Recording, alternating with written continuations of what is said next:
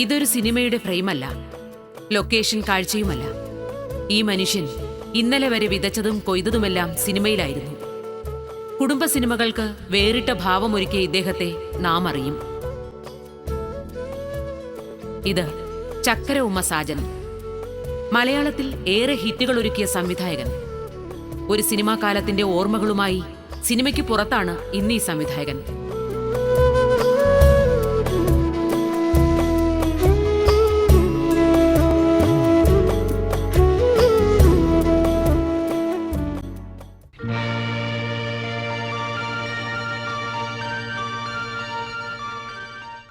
Cinema എന്നൊരു മായിക ലോകം എൻ്റെ സ്വപ്നത്തിലുണ്ടായിരുന്നു. അന്ന് സാധാരണ ചെറുപ്പക്കാർക്കുള്ള ആഗ്രഹം പോലെ തന്നെ എനിക്കൊരു നടനാവണമെന്നായിരുന്നു ആഗ്രഹം. ഒരു സംവിധായകനാവുക എന്നുള്ളത് എൻ്റെ ചിന്തയിൽ പോലും ഇല്ല. കാരണം അത് അത്ര എളുപ്പമാണെന്ന് തോന്നില്ല. പക്ഷേ അഭിനയം ആർക്കും എപ്പോഴും എത്തിപ്പിടിക്കാവുന്ന ഒന്നാണെന്ന് ഒന്നും ബോധ്യമാവുകയും ഒരു കലാകാരൻ എന്നിലുണ്ടെന്നുള്ള വിശ്വാസം എനിക്ക് തന്നെ ഉണ്ടായി. പക്ഷേ ആ ഉദ്യമം തൽക്കാലം ഞാൻ മാറ്റിവെച്ചുകൊണ്ട് ഒരു ജോലിക്കുള്ള ഒരു ശ്രമത്തിലായിരുന്നു. അങ്ങനെ ബാംഗ്ലൂരിൽ ഒരു പ്രൈവറ്റ് സ്ഥാപനത്തിൽ ജോലി കിട്ടി. അപ്പോഴും എൻ്റെ സിനിമയിലേക്കുള്ള ഒരു അഭിനയത്തിനുള്ള വഴി എങ്ങനെയാണെന്ന് ഞാൻ അന്വേഷിച്ചുകൊണ്ടിരുന്ന കൂട്ടത്തിൽ ഫിലിം ഇൻസ്റ്റിറ്റ്യൂട്ടിൽ മദ്രാസിലുള്ള ഇൻസ്റ്റിറ്റ്യൂട്ടിൽ ഞാൻ അപേക്ഷിച്ച് ഇൻ്റർവ്യൂവിന് അറ്റൻഡ് ചെയ്തു. ഞാൻ മടങ്ങി ജോലി സ്ഥലത്തേക്ക് പോയി. പിന്നീട് എന്നെ സെലക്ട് ചെയ്തു എന്നുള്ളൊരു കാർഡ് കിട്ടുമ്പോഴത്തേക്ക് എനിക്ക് ആ സമയം ബാംഗ്ലൂരിലുള്ള ജോലി ഉപേക്ഷിച്ചിട്ട് തിരിച്ചു വരാനുള്ള ഒരു മാനസികാവസ്ഥയായിരുന്നില്ല. ആ സമയത്ത് ഒരു 3 വർഷക്കാലം ഞാൻ ബാംഗ്ലൂരിൽ ജോലി ചെയ്തു. അതിനുശേഷം എനിക്ക് തന്നെ ഒരു മെച്യൂരിറ്റി വന്നു എന്നെനിക്ക് തോന്നി. വീണ്ടും എൻ്റെ ആഗ്രഹം സിനിമയിലേക്ക് തന്നെ കടന്നു വരണം, അഭിനയിക്കണം. അപ്പോൾ അന്ന് എന്നെ ഈ സിനിമാ ലോകത്തേക്ക് കൊണ്ടുവരാൻ വേണ്ടി റെക്കമെൻഡ് ചെയ്യാനായിട്ട് ആരുമില്ല. ശരി, നേരിട്ട് തന്നെ പരിശ്രമിക്കാം എന്ന് കരുതി ഞാൻ മദ്രാസിലേക്ക് വന്നു. സിനിമ എന്നും സാജന്റെ വലിയ സ്വപ്നമായിരുന്നു. നടനായി അറിയപ്പെടാനാണ് ആഗ്രഹിച്ചത്. ക്യാമറയ്ക്ക് മുന്നിലെത്താനല്ല, പിന്നിൽ നിൽക്കാനായിരുന്നു വിധിയുടെ കൽപ്പന. സിനിമയിൽ സംവിധായകനായാണ് സാജന്റെ ഭാവി എന്ന് കണ്ടെത്തുന്നത് പ്രേംനസീർ ആയിരുന്നു. ക്രോസ് ബെൽറ്റ് മണിയുടെ സഹായിയായാണ് തുടക്കം. പിന്നീട് എൻ ശങ്കരൻ നായരുടെ സിനിമകളുടെ അസോസിയേറ്റ് ഡയറക്ടറായി വളർന്നു. എൻ ശങ്കരൻ നായർ സാറിൻ്റെ കൂടെ ഏതാണ്ട് 18-20 ചിത്രങ്ങൾക്ക് ഞാൻ അസോസിയേറ്റ് ഡയറക്ടറായിട്ട് വർക്ക് ചെയ്തു. ആ സമയത്ത് തന്നെ ഒരു സിനിമ സ്വതന്ത്രമായിട്ട് സംവിധാനം ചെയ്യാനുള്ള ഒരു റെക്കമെൻഡേഷൻ നമ്മുടെ ലിസ ഡയറക്റ്റ് ചെയ്ത ബേബി ഏട്ടൻ പറഞ്ഞിരുന്നത് പോലെ സാജൻ്റെ ഒരു എക്സ്പീരിയൻസ്ഡ് അസോസിയേറ്റ് ഡയറക്ടറുണ്ട്. അങ്ങനെ ഒരു തെലുങ്ക് പ്രൊഡ്യൂസേഴ്സ് എന്നെ സമീപിച്ചു. ഞാൻ ആദ്യമായിട്ട് സംവിധാനം ചെയ്തത് 1979 ഇഷ്ടപ്രാണേശ്വരി. അതിൽ നായകൻ ജോസ്, ശോഭ മരിച്ചുപോയ ശോഭ, പിന്നെ PK എബ്രഹാം, ഇവരൊക്കെയായിരുന്നു. ഒരു ബ്ലാക്ക് ആൻഡ് വൈറ്റ് പടം, ലോ ബഡ്ജറ്റിലെ പടമായിരുന്നു. അത് റിലീസാകുമ്പോഴത്തേക്ക് ഒരു കളർ ചിത്രങ്ങളുടെ ഒരു വേലിയേറ്റമുള്ള സമയത്തായിരുന്നു.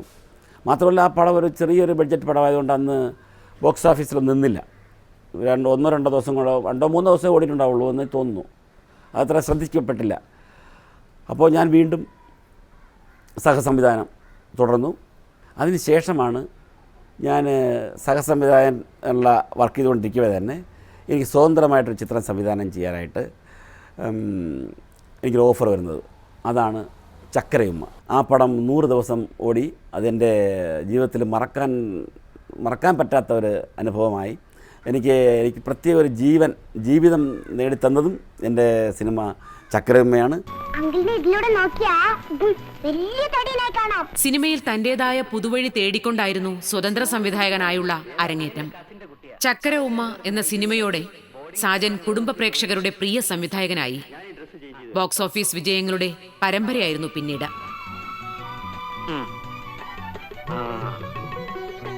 ഏതൊരു സംവിധായകനെ പോലെ, അതായത് നമ്മൾ സിനിമ എടുത്തുകൊണ്ടിരിക്കുമ്പോൾ ആ കാലഘട്ടത്തിലുള്ള പ്രധാനപ്പെട്ട നടീനടന്മാരെ ഉൾക്കൊള്ളിച്ചുകൊണ്ട് സിനിമ ചെയ്യണമെന്നുള്ളത് ഏതൊരു സംവിധായകൻ്റെയും ആഗ്രഹം തന്നെയായിരിക്കും. പിന്നെ അതിനുള്ള ഒരു കഥയുടെ അന്വേഷണം, ആ അന്വേഷണം ചെന്ന് നിന്നത് എനിക്ക് കണ്ടറിഞ്ഞു എന്നൊരു പ്രഭാകരൻ പുത്തൂരിൻ്റെ ഒരു കഥ.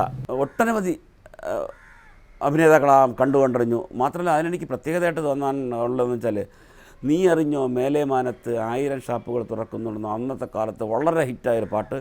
മോഹൻലാലും മാളയും മാളച്ചേട്ടനും കൂടെ ചേർന്ന് പാടി. ആ പാട്ട് ഇന്നും വളരെ പോപ്പുലറാണ് ആ പാട്ട്. അതെനിക്ക് ചെയ്യാൻ സാധിച്ചു ആ പടത്തിലൂടെ. അവർ തന്നെ പാടി അഭിനയിച്ചു എന്നുള്ളതാണ് അതിൽ. പാടുകയും അവർ തന്നെ അഭിനയിക്കുകയും അവർ തന്നെ ചെയ്തു. അത് വൻ ഹിറ്റായി മാറി.